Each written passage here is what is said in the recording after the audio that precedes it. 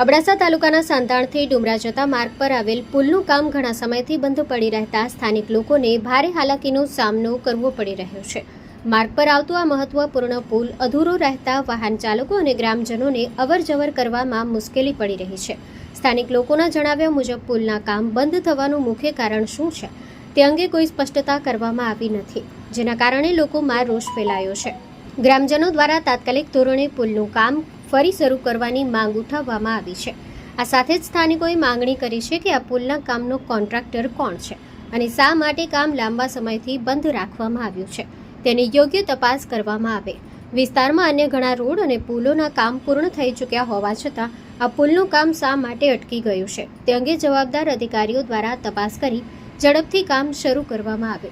સ્થાનિક લોકોનું કહેવું છે કે પુલનું કામ પૂર્ણ થશે તો સાંધાણ અને ડુમરા વચ્ચેનો વાહન વ્યવહાર સરળ બનશે અને લોકોને રાહત મળશે।